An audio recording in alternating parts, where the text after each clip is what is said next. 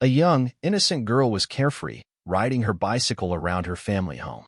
When her mother, having finished preparing lunch, stepped outside to check on her child, the girl was nowhere to be found. She had vanished without a trace, as if dissolving into thin air. However, 12 years later, workers renovating a garage on a nearby property stumbled upon something utterly shocking, hidden beneath the concrete floor. It was a discovery destined to change everything. The quiet, forested town of Maplewood Creek, nestled in the picturesque Pacific Northwest, had never been associated with missing children. It had always prided itself on its impeccable safety and strong community spirit. This settlement was known for its foggy mornings, when thick mist swirled along winding roads surrounded by ancient trees, creating an almost ethereal, mystical landscape. Over the past decade, Maplewood Creek had experienced modest but noticeable growth, with several new residential developments appearing on its outskirts. An increase in Airbnb rentals led to a steady influx of visitors, as the widespread adoption of remote work made rural retreats particularly popular among city dwellers seeking temporary refuge in the tranquil silence of the forest. On that May day, Olivia Baker pulled into her driveway at precisely 3:17 p.m., as she did most weekdays. At 40 years old, her honey blonde hair had begun to show silver strands, which she had long since stopped trying to conceal. The wrinkles around her eyes had deepened over the years, as if etched by an enduring grief no parent should ever have to bear. Olivia turned off the engine of her old but faithful car and gathered a box of baking tools along with her uniform. As an experienced pastry chef, she typically worked the early morning shift. Her day began at 5:30 a.m. with baking and dessert preparation, ending by mid-afternoon, which allowed her to return to an empty house that never ceased to feel too quiet and silent. Olivia Baker was a mother, or at least she had been until the tragic day her daughter, Abigail, disappeared 12 years ago. Abigail was only 8 years old when she vanished one morning during summer vacation. Olivia had been in the kitchen preparing lunch when she suddenly realized she hadn't heard Abigail's familiar, cheerful laughter for over an hour. She called out for her, checked the backyard, then the front, and after that, the neighbors' homes. By nightfall, the entire town was consumed with the search for the little girl with the bright smile and golden curls. After that, Olivia's husband couldn't bear the weight of their shared grief. He blamed Olivia for not watching Abigail closely enough, for being in the kitchen instead of outside with their daughter.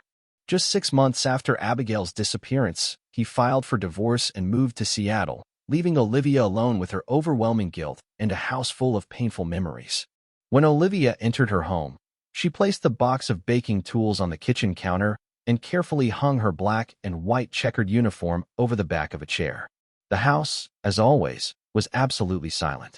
She was about to go upstairs to shower when her phone suddenly rang. The screen displayed a name she hadn't seen in years, Jack Stratton. Jack had been the lead investigator on Abigail's case. In the agonizing early days after the disappearance, he had called Olivia daily, providing updates on the investigation. However, time had relentlessly passed, months turning into years, and the investigation seemed to have reached a dead end. The detective's phone calls stopped altogether. Now, Olivia often had to call the police station herself, but each time she was told there were no new leads on the case. When the familiar name appeared on the screen, her heart pounded in her chest with renewed force. Jack? She managed, barely containing her emotion. Mrs. Baker. Good afternoon, he replied. His voice sounded deeper and perhaps a little wearier than she remembered, as if the years since their last conversation had left their mark. Are you home? He asked. Yes, I just got back from work.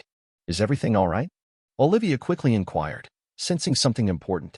A short, tense silence followed. Something has come up regarding Abigail's case, Jack finally said. It's very important. Can I come over and speak with you in person? Olivia's fingers instinctively tightened on the phone. Of course, yes. Please come, she replied, trying to maintain her composure. I'll be there in 15 minutes, the detective stated curtly.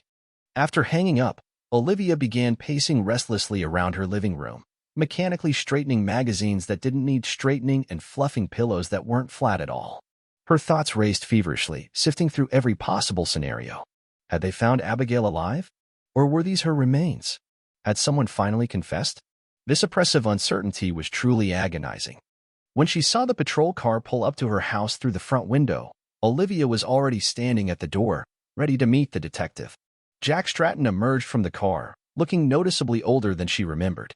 His once dark hair was now streaked with silver, and he carried himself with a slight stoop, characteristic of someone who had spent too many years hunched over countless case files. "Mrs. Baker," he nodded, approaching the porch. "Please, call me Olivia," she said, a formality they invariably repeated at every meeting, despite having known each other for over a decade. "Olivia," he corrected himself. "Thank you for seeing me so quickly." "Please, come in," she said, stepping aside to let him enter, but the detective remained standing on the bottom step of the porch. "Actually, I think it would be better if you came with me. We found something. A very important piece of evidence related to Abigail's case." Olivia gasped. "What is it?" she exhaled. "We found Abigail's bicycle," he said, his face remaining impassively serious. "The forensics team is currently examining the location." "Her bicycle? Where? How?" Questions poured from Olivia's mouth like a torrent. "It was discovered on the property of an Airbnb located nearby," the detective explained. "It would be best if you came with me so you can identify it and confirm it truly belonged to Abigail." Olivia didn't hesitate for a second. She grabbed her purse from the hall table and hastily locked the door behind her. As they drove through the familiar streets of Maplewood Creek, Olivia suddenly realized they were heading down Oak Street, the very road she took to work every day. When they turned into the driveway of a large, cedar-sided house, Olivia felt a chilling sensation run down her spine. "I drive past this house every day," she whispered, speaking more to herself than to the detective. "I drive here every morning." Jack Stratton looked at her sympathetically as he parked the car. "We'll figure this out, Olivia," he said softly. The property was bustling with activity. Police officers moved back and forth, some taking photographs, others conversing in small groups. Bright yellow crime scene tape cordoned off the garage area, where several individuals in sterile white forensic suits were working. As Jack Stratton led her toward the garage, a man in a construction vest approached them. "Detective, we've finished documenting the initial position of the item," he reported. "Thank you, Mike." "Mrs. Baker, this is Mike Smith, the foreman of the construction crew who discovered the bicycle." The builder nodded to Olivia. "We were demolishing the concrete floor for plumbing repairs and a full garage renovation when we found it. It was completely buried under the floor." Olivia followed them into the garage, where part of the concrete floor had been broken away, revealing a deep pit about 90 centimeters, approximately 3 feet, deep. At the bottom, partially covered by a layer of dirt and concrete dust, lay a small pink bicycle with a white plastic basket attached to the front. Even through the layers of grime, Olivia recognized it instantly. "It's hers," she whispered, her voice barely audible. "It's Abigail's bicycle." She moved closer to the edge of the pit, irresistibly drawn to the sight of the object her daughter had once touched, that she had loved so dearly. The bicycle was covered in rust and wear, but despite this, it remained unmistakably recognizable. "Are you sure?" Jack Stratton asked softly. Olivia nodded, then pointed to the handlebars of the bicycle. "These decorations, do you see the purple and pink ribbons? Abigail never let anyone take them off. She absolutely adored them." Her voice broke on the last word, and she covered her mouth with her hand, holding back the surge of emotion. "The bicycle was intentionally placed here," the foreman added, breaking the silence. "It wasn't just accidentally covered during construction. It was buried deep to hide it." "Were there?" Olivia couldn't finish the question, fear constricting her throat, preventing the words from escaping. Jack Stratton understood her unspoken query. "There are no human remains, Olivia. Just the bicycle." Olivia nodded, relief mingling with renewed grief at seeing her daughter's possession after so long. "Thank you for confirming that for us," Jack Stratton said. "The forensics team will now extract the bicycle and analyze it for fingerprints and any DNA traces. Though after 12 years underground, I'm not sure they'll find anything." "Have you spoken to anyone about this?" "The owners?" Olivia asked. "We've contacted the property manager, a man named Walter Jenkins. One of my officers went to pick him up about half an hour ago. We also have contact information for the last guest who stayed here. They checked out yesterday and live in Seattle. We're reaching out to them as well." Olivia stared at the pink bicycle in the pit, the most tangible link to her daughter in 12 years. For the first time in a long time, she felt something other than the dull ache of loss, a spark of hope. Olivia stood rooted to the spot, observing the meticulous work of the forensic team. She took several photos of the bicycle with her phone, careful not to interfere with the investigation. The forensic specialist worked with exceptional thoroughness, documenting every angle and detail before proceeding to extract the bicycle from its concrete tomb. "We'll handle this with the utmost care," a female forensic technician assured Olivia, noticing her anxious gaze.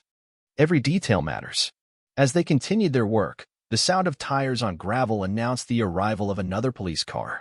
Through the open garage door, Olivia saw two uniformed officers escorting an older man toward the house. He appeared to be in his 50s, with thinning gray hair and a weathered face.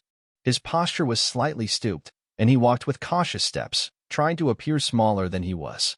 "That's Walter Jenkins, the property manager," Jack Stratton said, following Olivia's gaze. "Let's go hear what he has to say."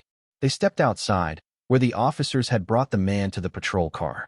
Up close, Walter Jenkins looked even more weathered, with deep lines around his mouth and eyes that nervously darted between the detective and Olivia. "Mr. Jenkins," Jack Stratton began. "I'm Detective Jack Stratton, lead investigator on the Abigail Baker missing person case. This is Olivia Baker, Abigail's mother." Walter gave a stiff nod, avoiding their gazes. "I heard something was found. The officers didn't tell me much, just that I needed to come here immediately. We discovered a child's bicycle buried under the concrete floor of the garage," Jack Stratton explained. "It has been identified as belonging to Abigail Baker, who disappeared 12 years ago at the age of 8. Walter's eyes widened in surprise. "A bicycle under concrete?" His voice rose slightly. "I don't know anything about that. I'm just the manager. I handle guests and property maintenance, that's all. But I do know the owner ordered renovations for his garage." "How long have you been managing this property?" Jack Stratton asked. "About 10 years, ever since Harold Thompson decided to list it on Airbnb." "And who is Harold Thompson?" Walter shifted his weight from one foot to the other, clearly nervous. "Harold Thompson. He's the owner. Lives in Zurich, Switzerland now. Has for many years. He comes once or twice a year to check on the property, but otherwise, he trusts me to manage everything." Jack Stratton maintained direct eye contact with Walter, continuing his interrogation. "When was the last time the garage floor was renovated or updated?" Jack Stratton asked. "Not since I've been here," Walter replied. "The house was built about 13 years ago. Mr. Thompson lived here for a few years before moving to Europe." Olivia watched the exchange intently, trying to read Walter's body language. There was something about the way he kept glancing at the garage, a nervousness that seemed excessive even under the circumstances. Jack Stratton's voice hardened. "Mr. Jenkins, I'm going to be frank with you. The primary suspects in this case right now are people who had regular access to this property. That's you and the owner. It would be highly unusual and difficult for a guest to bury a bicycle under concrete." Walter's face flushed. "You think I had something to do with this? I wouldn't dare do such a thing. I'm a property manager, not a criminal. I don't know anything about any missing girl or a bicycle. We'll need records of all guests who have stayed here over the years," one of the uniformed officers said. Walter quickly nodded. Of course. I can provide all of that. This property is one of the most popular in the area. Some guests have stayed for months, even a year or two, especially since remote work became common." "Are you suggesting the bicycle could have been buried by a long-term guest?" Jack Stratton asked skeptically. "I'm not suggesting anything," Walter said, holding up his hands defensively. "I'm just saying I don't know how it got there. For all we know, it could have been there before I started working here." Jack Stratton exchanged glances with one of his officers, who pulled out a tablet and began typing on the screen. A moment later, the officer spoke. "According to county records, this property was built in 2010, roughly a year before Abigail Baker's disappearance in 2011. "Well, there you go," Walter said quickly. "The bicycle must have been placed there during construction, before the concrete was poured. I wasn't even working for Mr. Thompson back then." Jack Stratton's expression remained impassive. "We need to speak with Mr. Thompson as soon as possible. In the meantime, Mr. Jenkins, I'd appreciate it if you remained in town and available for further questioning." Walter nodded vigorously. "Of course, Detective. I want to help in any way I can. I'll give you any information you need." Olivia watched as Jack Stratton instructed his officers to contact international law enforcement to reach Harold Thompson in Switzerland. The property would be thoroughly searched, and all guests who had stayed there would be contacted and questioned. Jack Stratton turned to Olivia. "We've notified local media about the discovery. They'll likely be here soon. Do you want to make a statement?" Olivia shook her head. "No, I don't think I can handle that right now. It's It's too much. I completely understand, he assured her. I'll have an officer escort you home. We'll keep you updated on everything we find. As Olivia was led back to the patrol car, she saw news vans beginning to arrive. Reporters were setting up cameras at the edge of the property, preparing for live broadcasts. The sight of Abigail's bicycle had awakened something deep within her. It was a desperate hope that had lain dormant for years, buried under layers of grief. But with that hope came the fear of disappointment, the fear of experiencing that same unbearable pain again. As the officer drove her home, Olivia gazed out the window at the familiar streets of Maplewood Creek, seeing them now with new, sharpened eyes. Somewhere in this town, there might be answers to what happened to her daughter, and for the first time in 12 years, she felt she might actually find them. Back home, Olivia thanked the police officer for the escort and immediately headed to her bedroom. Her mind reeled from the day's events, the discovery of Abigail's bicycle, the questioning of Walter Jenkins, the renewed investigation. Olivia changed out of her work clothes into comfortable sweatpants and an old university sweatshirt, then walked barefoot to her home office. The room, which had once served as Abigail's bedroom, had been converted into a workspace years ago, after Olivia decided to repurpose it due to her daughter's prolonged absence. The walls were now a neutral beige instead of the bright yellow Abigail had chosen, but Olivia had left a few of her daughter's drawings framed on the wall, unwilling to completely erase her memory. Olivia sat down at her computer and logged into an online forum she had frequented for the past decade, Missing Children Support Community. This group had been an important resource for her over the years, providing a connection to other parents facing similar circumstances and offering support in navigating the challenges associated with a missing child situation. She began to compose a new post. Today, after 12 years, the police discovered Abigail's bicycle, which was found buried under concrete in the garage of one of the Airbnb rental properties in town. She noted that she drove past this building daily on her way to work. The investigation was ongoing, and despite her overwhelming emotions, she felt it was important to inform everyone who had supported her for so many years. She expressed hope that this event could be the long-awaited breakthrough in the case. To her message, she attached one of the photos she had taken of the bicycle in the pit, then clicked Post. Almost instantly, notifications began pouring in as community members actively responded, expressing words of support and hope. While reviewing the replies, Olivia noticed a notification for new private messages. She opened the notification, assuming it was a message from one of the forum moderators or a longtime community member with whom she had built a trusting relationship. However, what she saw caused her profound shock. The message contained a photograph she immediately recognized as one she herself had shared on the forum many years ago. It depicted Abigail riding her pink bicycle in front of their home. However, this version of the image was significantly distorted, containing elements that caused strong concern and distress. Below this image was a short video clip. Olivia played it, but what she saw caused her immediate regret. The video's content was extremely disturbing, despite the low recording quality, and had a deeply negative impact. The media file was accompanied by a text message containing extremely offensive and threatening remarks aimed at causing emotional harm. Olivia experienced a sharp physical reaction to what she saw. She immediately closed her laptop and rushed to the bathroom, where she was overcome with severe nausea. After that, she remained in a state of deep emotional and physical shock. After a few minutes, she gathered her strength and returned to the computer. She needed to document it. She took screenshots of the message, the altered photo, and the video to document them. Then she typed a reply. "Who are you? If you're brave enough to send this, you should be brave enough to reveal yourself. Who could do something so negative to a mother who has endured 12 years of hardship?" She clicked on the sender's username, hoping to find any information about who might have sent such a disturbing message. However, the profile was private. There were no followers or subscriptions visible, indicating that the account was likely newly created solely to send her this message. Olivia paced the room, trying to regain her composure. After a few minutes, she returned to the computer and forced herself to watch the video again. This time, she looked for any details that might help identify the sender.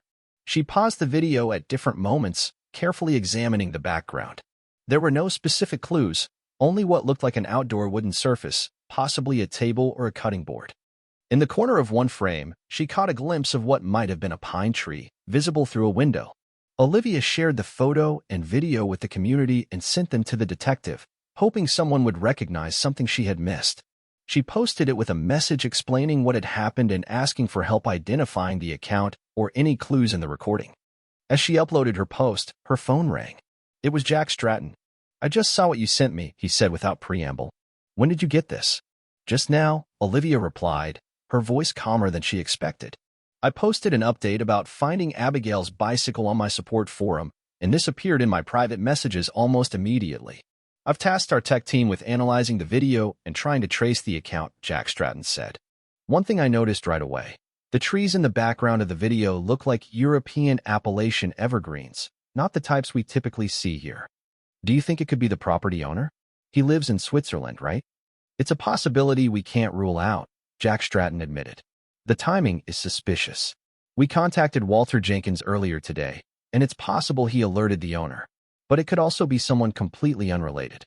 Perhaps a troll who saw the news about the bicycle and decided to be negative." "Did you find anything else at the house?" Olivia asked. "We conducted a thorough search of the entire property," Jack Stratton replied. "There are no other signs related to Abigail's case, which is a positive. We're continuing to process the scene, but for now, the bicycle is our only substantial lead." "What about the guests?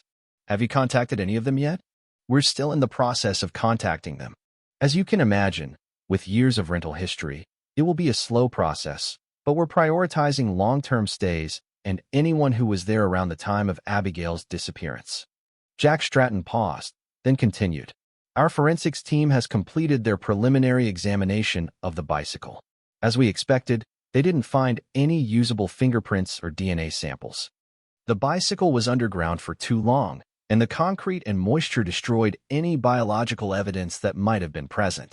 Olivia closed her eyes, trying not to let disappointment overwhelm her.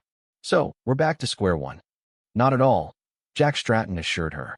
"The discovery of the bicycle is a major breakthrough. It tells us that whoever was involved in Abigail's disappearance had access to that property. That significantly narrows our search." After they finished their conversation, Olivia returned to her computer. Her forum post had generated dozens of new replies, with members offering analysis and support. Some agreed with Jack Stratton that the trees in the video appeared to be European species, while others pointed out inconsistencies in the recording that suggested it might have been digitally altered or even AI-generated. Olivia spent the next few hours reading and responding to comments, grateful for the distraction and the collective expertise of the community. With each supportive message, she felt a little stronger, a little more capable of facing whatever might come next in the investigation. But beneath it all, a current of unease flowed. Someone wanted her to stop looking for Abigail. Someone wanted her to believe in a negative outcome, and that someone might have been watching her for years, waiting for the moment hope returned to crush it again. The rest of the day and evening flew by as Olivia continued to engage on the online forum. The community rallied around her, offering analysis of the disturbing video and photo, as well as emotional support. Technical experts in the group examined the recording frame by frame. "The lighting is inconsistent between frames," one member wrote, "and there are strange artifacts around the edges of the image, indicating digital manipulation. I work in video authentication," another commented. "To me, this looks like a composite. Real footage mixed with AI-generated elements to make it appear as if it happened in a specific location." Olivia clung to these technical analyses, preferring to think about the mechanics of the video rather than its disturbing content or what it might mean for Abigail's fate. As the night deepened, she realized she had completely lost track of time. The digital clock on her computer showed it was almost midnight. She logged out of the forum, promising to update the group if she learned anything new, and shut down her computer. Though Olivia was exhausted, she knew sleep would be elusive. Her mind was too active, replaying scenarios and possibilities. Despite this, she went through her nightly rituals, washing her face, brushing her teeth, changing into her pajamas. In bed, she stared at the ceiling, watching the shadows cast by passing car headlights. The bicycle buried in concrete, the disturbing altered photo, the video with negative content, Walter Jenkins' nervous behavior, the property owner in Switzerland. The timing of it all seemed impossible to be a coincidence. Olivia shifted positions, trying to find comfort that wouldn't come.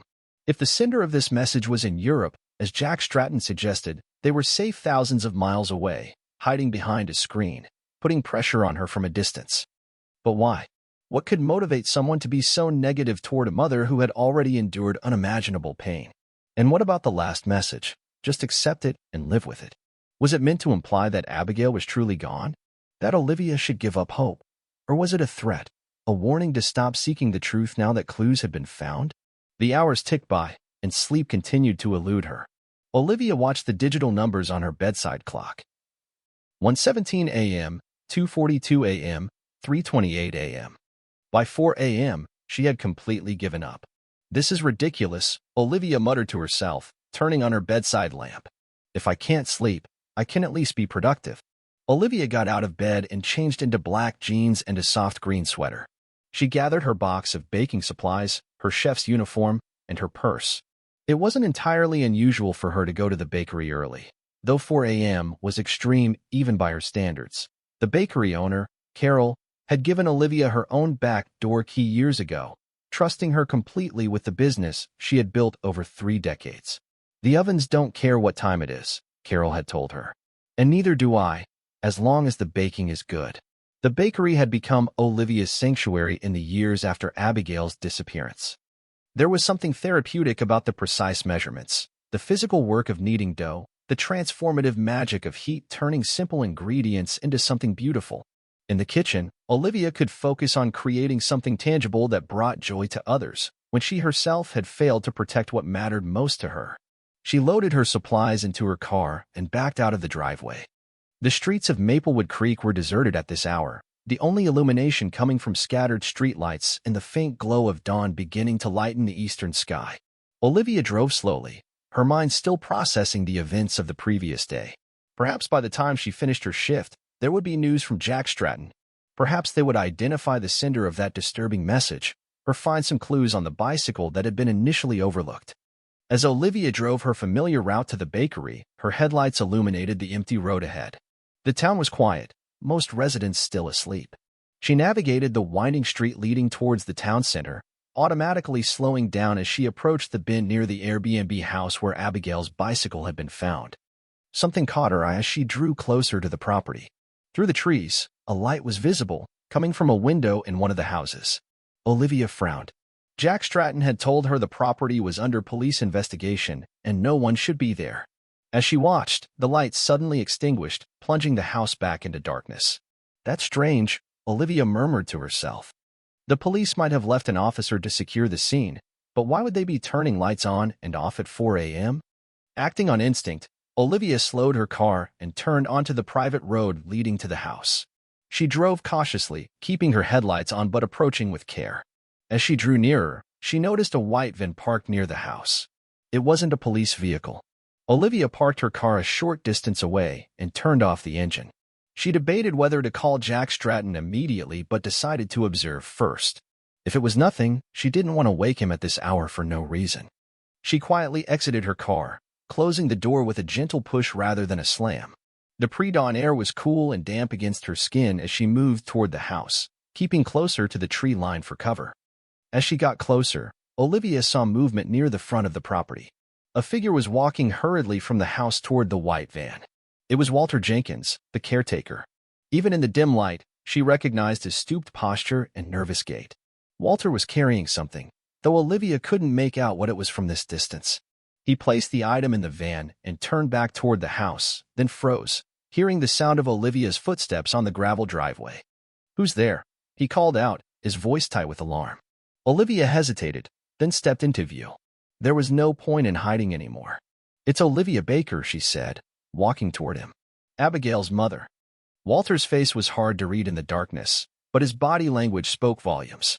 His shoulders tensed, and he took a half step back toward his van. "What are you doing here at this hour?" he asked, his voice strained. "I could ask you the same thing," Olivia replied, stopping a few yards from him. "I thought this property was closed off for investigation. I was driving to work and saw a light on." Walter shifted his weight from one foot to the other. "Mr. Thompson asked me to retrieve some important documents from the house, insurance papers, and property records the police need for the investigation. He got clearance for me to pick them up." Olivia studied him, noticing how his eyes darted around, never quite settling on her face. "At 4 a.m.? Mr. Thompson is in Switzerland." "It's already mid-morning there," Walter said quickly. He called when he woke up and heard about what was happening. "The police needed these papers immediately, and I had to get them as soon as possible." The explanation sounded plausible, but something about Walter's demeanor made Olivia uneasy. He seemed too nervous, too eager to justify his presence. "I'm just following my employer's instructions," Walter continued, moving toward the driver's side of his van. "I need to deliver these papers to the police station now. You shouldn't linger here, Mrs. Baker. This is a crime scene." Olivia nodded slowly. "I'm going the other way anyway," she said, gesturing back toward the road she had come from. "I'm heading to work." Walter gave a short nod and climbed into his van. Olivia returned to her car, listening as the van's engine started behind her. She waited until Walter had driven off and disappeared down the private road before getting into her own car. Once inside, Olivia immediately reached for her phone and called Jack Stratton. Despite the early hour, he answered on the third ring, his voice alert. "Olivia, is everything all right?" "I'm not sure," she replied quickly, explaining what she had just witnessed. "He said he had permission to enter the house?" Jack Stratton asked, his tone sharpening. "Yes, to retrieve documents for the owner. He claimed they were needed for the investigation." "That's an absolute lie," Jack Stratton said firmly. "No one has permission to enter that property right now, especially not in the middle of the night. Whatever Walter was doing in there, it was not sanctioned by us." Olivia felt a chill run down her spine. "Should I follow him? He just left a few minutes ago." "Absolutely not," Jack Stratton replied immediately. "He could be dangerous, especially if he feels cornered. Stay put. I'm sending officers to your location now, and others to look for Walter's van." "Actually, I'm not at the house anymore," Olivia explained. "I'm in my car on the main road. Walter has already driven off." "Which way did he go?" "West on Elm Ridge Road." "Stay put, Olivia, or head back. We'll handle it. We'll find him." Olivia agreed and ended the call. She sat in her car with the engine running, her mind racing. What was Walter really doing at the house? What did he take? And why at such an hour, when he thought no one would see him? The answer came to her with sudden clarity. He was removing evidence, something that tied him to Abigail's disappearance, something he couldn't risk the police finding. Olivia's hands tightened on the steering wheel. She had promised Jack Stratton she wouldn't follow Walter, but something inside her, a mother who had lost 12 years searching for answers, couldn't just drive away. Not when the truth might be so close. She put the car in gear and turned west onto Elm Ridge Road, following the path Walter's van had taken. She would keep her distance, she told herself. She wouldn't confront him. She would just see where he went. And this road could also lead to the bakery.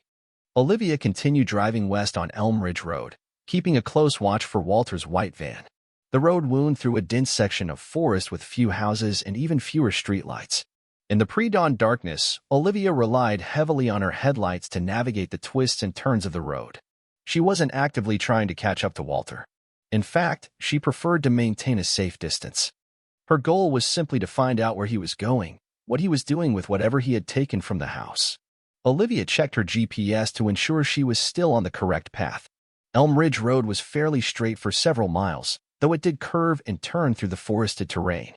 According to the map, if she continued following this road, it would eventually connect with Oak Street, which would lead her back into town from the western outskirts, not far from where the bakery was located. This realization brought some comfort. She wasn't completely deviating from her route. She could still make it to work on time. If this detour didn't take too long, she had plenty of time. After driving for about 10 minutes, Olivia began to worry that she had somehow missed Walter's van, or that he had turned onto a side road she hadn't noticed. But just as she was considering turning around, she spotted the white van parked on the side of the road ahead, partially obscured by trees. Olivia immediately slowed down, then pulled over herself much further back and turned off her headlights. She didn't want Walter to realize he was being followed. From this distance, she could barely make out the outline of the van in the increasing dawn light. Unsure what to do next, Olivia decided to roll down her window, hoping to hear any sounds that might give her a clue as to what Walter was doing. As the window lowered, a faint smell reached her. Smoke, acrid and chemical, not the pleasant scent of a campfire. Olivia peered through the trees and saw thin wisps of black smoke rising from the woods not far from where Walter had parked. He was burning something. She deliberated her next move. Should she call Jack Stratton now? But what exactly would she tell him? That Walter had pulled over and was possibly burning something in the woods? It wasn't much to go on. And by the time the police arrived, Walter could be long gone. As Olivia weighed her options, she saw movement near the van. Walter emerged from the trees, carrying what looked like a metal barrel. Even from this distance, Olivia could see it was a burned barrel, the kind used to safely contain fires for burning yard waste. Walter loaded the barrel into the back of his van, his movements hurried and anxious. He kept looking around, clearly worried about being seen. Olivia sank lower in her seat, though she was far enough away and obscured by trees that Walter showed no sign of having noticed her. Once the barrel was secured, Walter quickly got into the driver's seat of his van and started the engine. Olivia watched as his headlights came on, and he pulled back onto the road, continuing west. Olivia waited until Walter's van was out of sight around a bend before starting her own car again and following, maintaining a wide distance.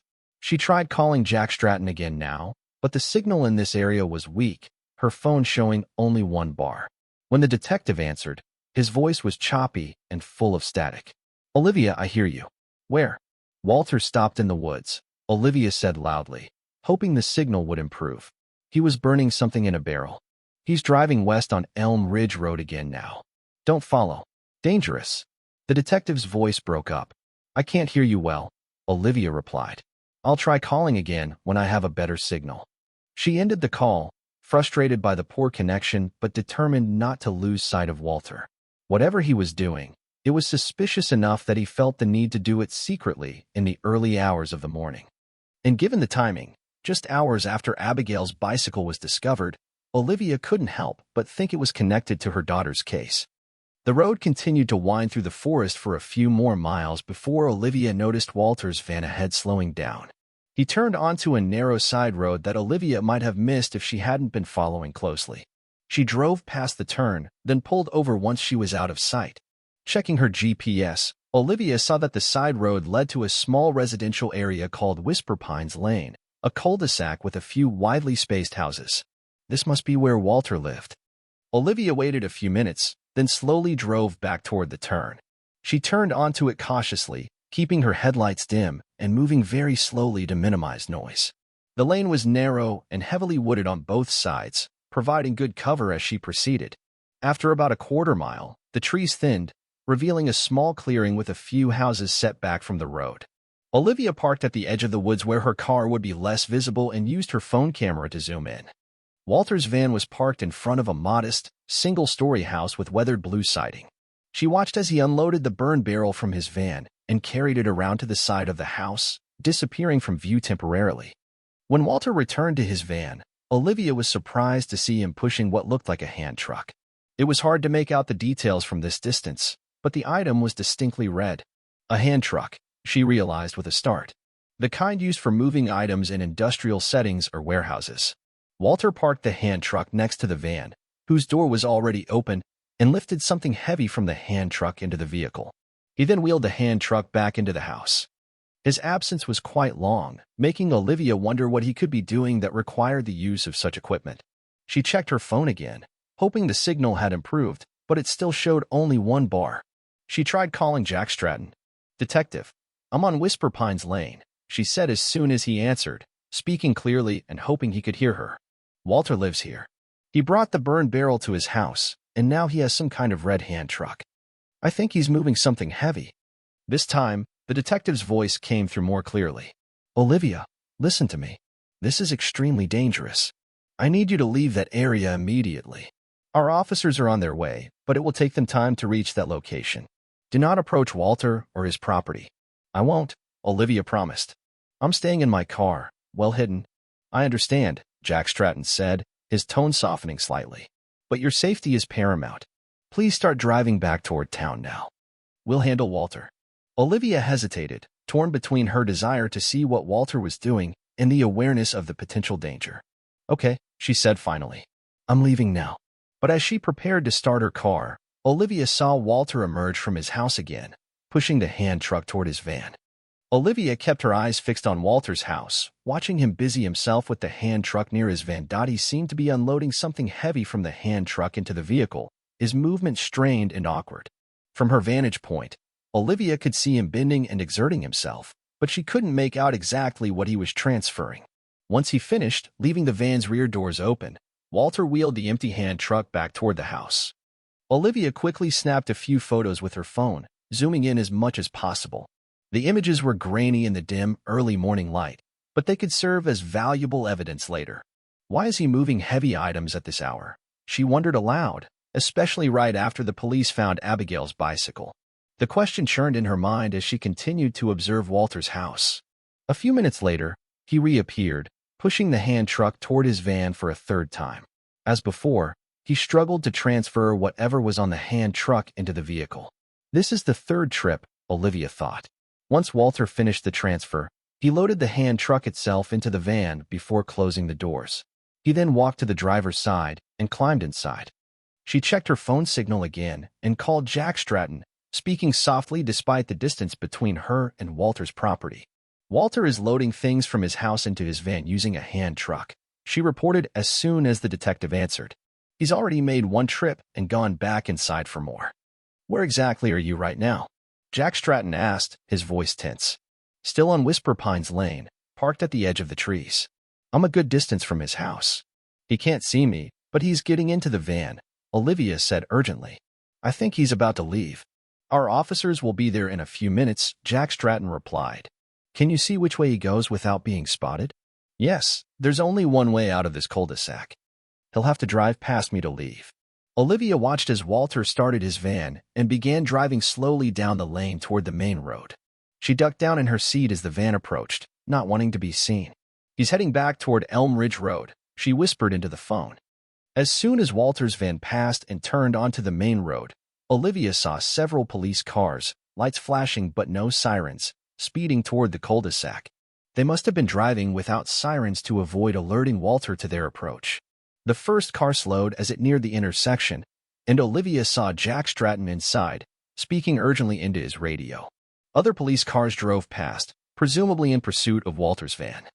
Olivia started her car and pulled onto the road, following the police cars at a distance.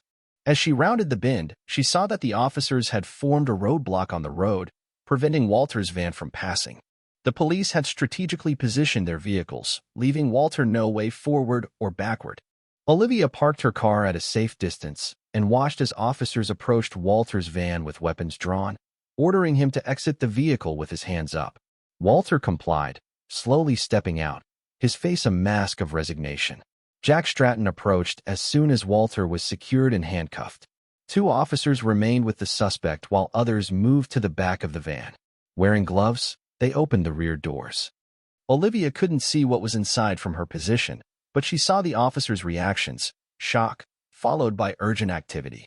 Jack Stratton spoke quickly into his radio, and a few minutes later, an ambulance arrived at the scene, its lights flashing against the trees.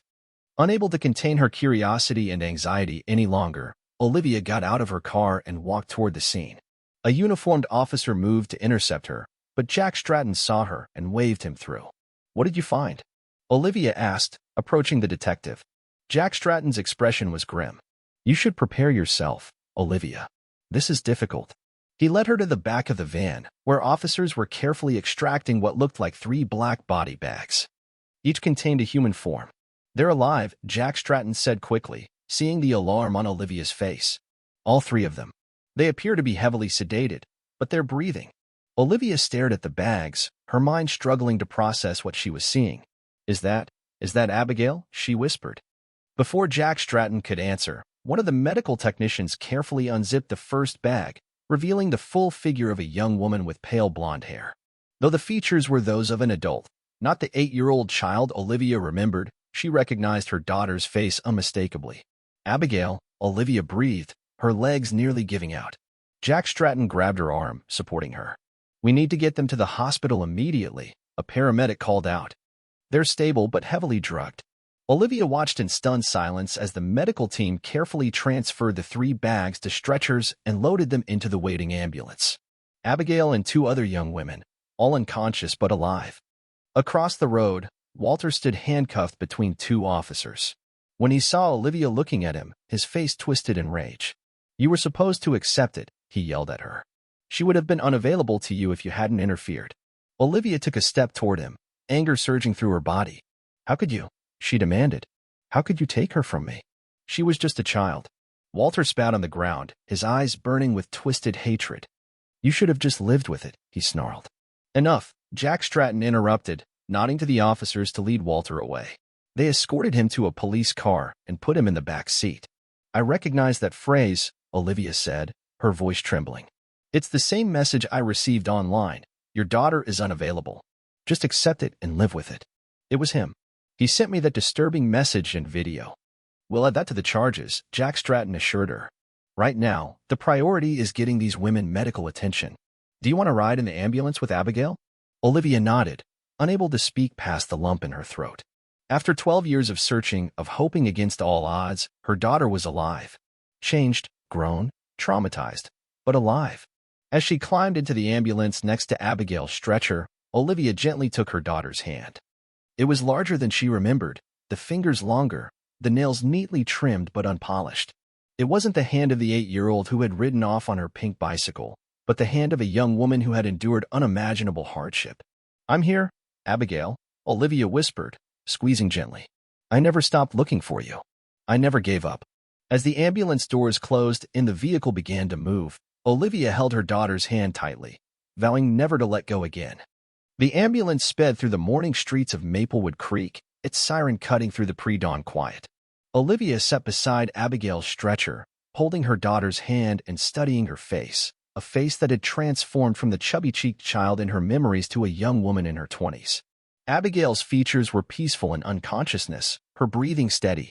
The paramedic assured Olivia that her vital signs were stable, though they wouldn't know the full extent of her condition until they reached the hospital and doctors performed a proper assessment.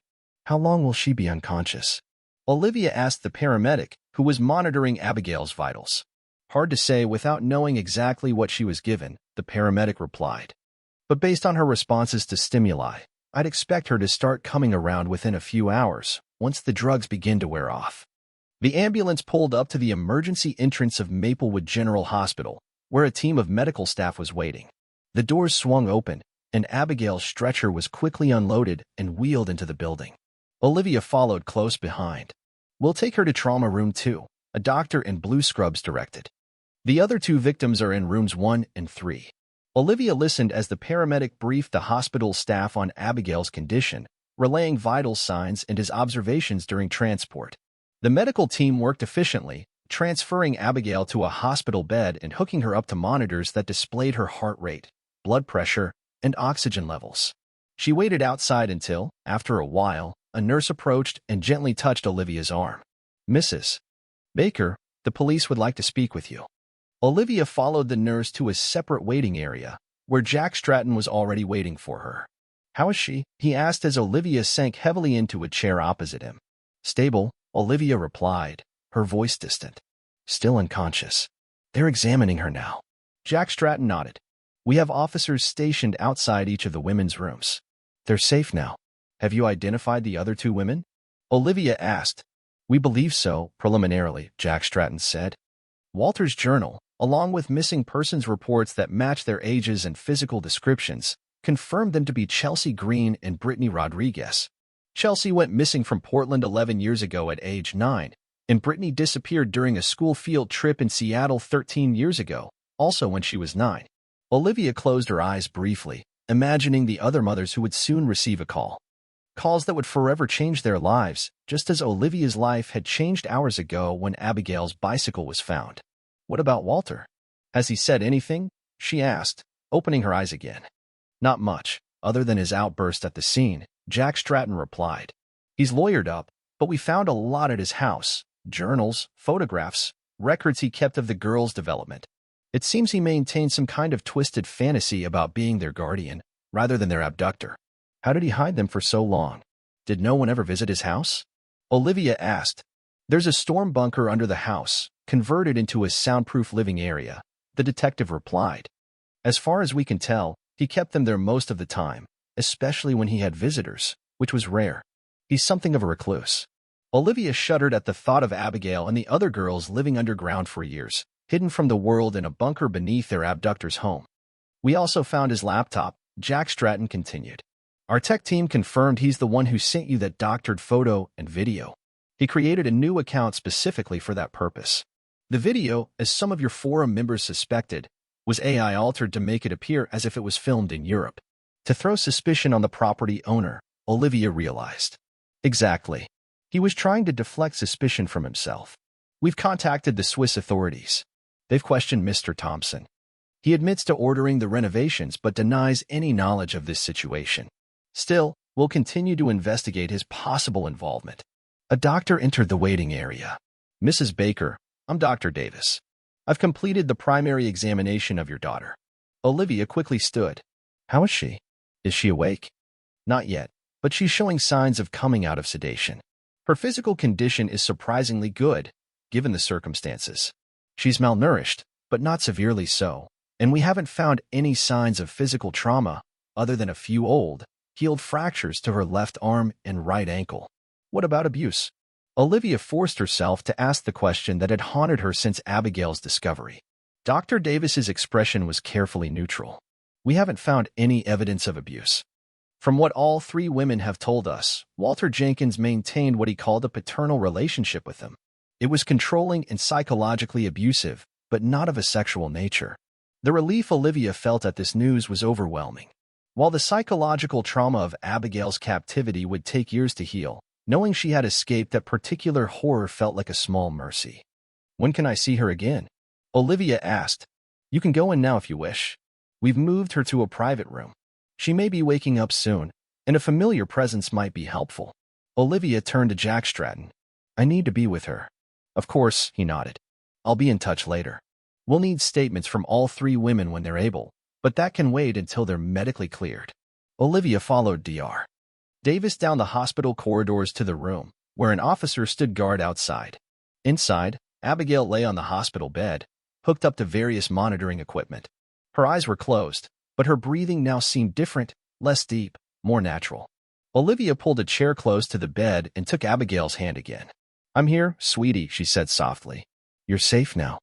For nearly an hour, Olivia sat by Abigail's side. Sometimes speaking softly, sometimes just watching her daughter breathe. Around 8 a.m., Olivia noticed Abigail's eyelids begin to flutter. Abigail. Olivia leaned closer. Can you hear me? Abigail's eyes slowly opened, unfocused at first, then gradually clearing as she surveyed her surroundings. When her gaze fell on Olivia, there was a moment of confusion, followed by a flicker of recognition. Mom. Her voice was raspy, barely a whisper. Olivia's eyes filled with tears. Yes, sweetie. It's me. Abigail's eyes widened as full consciousness returned. Where am I? Where's Walter? Fear laced her voice. You're in the hospital, Olivia quickly reassured her. Walter has been arrested. He can't hurt you anymore. You're safe now. Abigail stared at Olivia, as if trying to convince herself that what she was seeing was real. I thought I'd never see you again.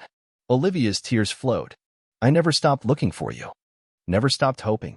A nurse entered the room and, seeing Abigail awake, quickly checked her vital signs before going to alert the doctor. Dr. Davis returned moments later, accompanied by Jack Stratton. Hello, Abigail, Dr. Davis said gently. I'm Dr. Davis. How are you feeling? Dizzy, Abigail replied. Tired, but okay. That's normal. The medication you were given is still wearing off. We're going to take very good care of you. Jack Stratton stepped forward. Abigail, I'm Jack Stratton. I don't want to overwhelm you, but when you feel up to it, we'd like to ask you some questions about what happened. Abigail nodded slowly. The other girls, Chelsea and Jules, are they here too? Are they okay? Yes, they are both here, and they are both safe, Jack Stratton assured her. They're still unconscious, but the doctors expect them to recover just like you. Abigail seemed to relax a little at the news. Good. I promised I'd keep them safe. Olivia squeezed her daughter's hand. You did, sweetie. You all kept each other safe. And now you're home. Dr. Davis gently interjected. Abigail needs rest, but if she feels up to answering a few questions first, it might be helpful for the investigation. Abigail nodded. I want to help. I want him to stay locked up forever. Can you tell us how Walter took you? Jack Stratton asked, pulling out a small notepad. Abigail's gaze became distant as she recalled that day 12 years ago. I was riding my bike around our house. It was summer vacation, and Mom was inside making lunch. She glanced at Olivia. Walter drove by in his truck. He stopped and offered me a piece of candy. Then he asked if I wanted to see his cat, who had just had kittens. Olivia closed her eyes for a moment, picturing the scene, her bright, trusting daughter being lured by such an ordinary predator. I said no at first, Abigail continued. But he said the kittens were in the garage nearby, and I could bring my bike. I really wanted to see the kittens. Her voice broke. There were no kittens. When we got to the empty house, I think it was that Airbnb place before it was finished, he gave me something to drink. It tasted funny, but I was thirsty from riding my bike. Then I got really sleepy. Jack Stratton nodded, making notes. And then he took you to his house. Yes, to the bunker downstairs. That's where I met Chelsea. Jules came later. He told us there was a war outside, that our parents were unavailable, and he was protecting us. Abigail's voice hardened. But we figured out he was lying. We saw newspapers sometimes when he was careless. We knew there wasn't a war. Olivia listened, horrified, but grateful that Abigail was coherent enough to provide this information. The fact that she could recall these details clearly suggested her mind remained intact despite the trauma and years of captivity. Did he ever tell you why he took you? Jack Stratton asked. Abigail paused for a moment. He said he was rescuing us from parents who didn't watch us closely enough, who didn't deserve us. She gave Olivia an apologetic look. I knew that wasn't true about you, Mom. I knew you loved me. We've been going through Walter's journals, he told Olivia during one of these visits. They provided disturbing insight into his views. He believed he was rescuing the girls from what he perceived as families he felt weren't paying enough attention. In Abigail's case, he claimed to have observed her playing unsupervised outside several times before he took her. I was in the kitchen, Olivia said, the old guilt resurfacing. I could see the front yard from the window. I just turned away for a few minutes to check the oven. Olivia, none of this is your fault, Jack Stratton said firmly. Individuals like Walter look for any opportunity, any semblance of normalcy, to exploit. There was no way you could have predicted or prevented this. He continued, his tone serious. We found evidence in Walter's recent journal entries and on his computer. He was planning to move all 3 women to a new location. It appears he had connections to an international network involved in illicit activities, operating through the dark web. As the women approached adulthood, he was preparing to move them as part of an illegal operation. Olivia gasped, her free hand flying to her mouth. Abigail's hand squeezed her other hand tighter. He was getting nervous about keeping them as they got older, Jack Stratton continued. They were becoming harder to control, more prone to resisting or escaping.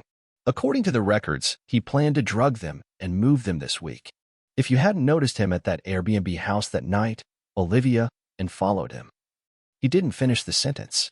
If Olivia hadn't been able to sleep, if she hadn't decided to go to work early, if she hadn't noticed the light at the house and checked, Abigail and the other women might have been moved without a trace. Jack Stratton nodded grimly.